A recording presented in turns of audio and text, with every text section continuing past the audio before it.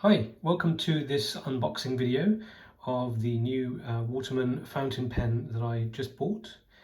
I will give you a quick unboxing now. So that's how it came in the original packaging. I'll just open it up. That's the pen there.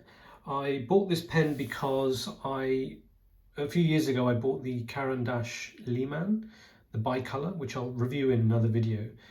But I'd never bought a Waterman fountain pen before, so I like the design of this one when I saw it online. So when it went on sale, it was reduced to around $140, I think. It actually came with a medium nib, which I didn't want. So I took advantage of Waterman's free nib replacement or nib change policy when I got it, and I'll show you some details on that later.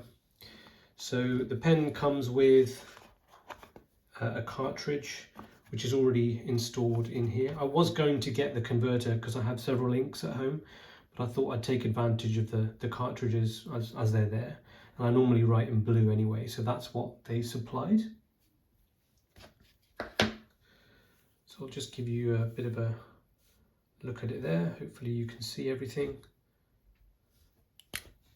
And just to reiterate, that's the extra fine nib that I swapped out using their plan, because as I received it, it came with a medium nib.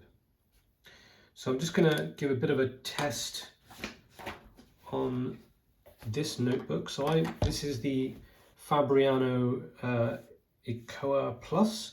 I actually bought this and the really nice leather folder when I was visiting Milan a few years ago. So I thought I'd demonstrate on this paper. I've already written on this one on the other side, so sorry for the bit of the bleed through.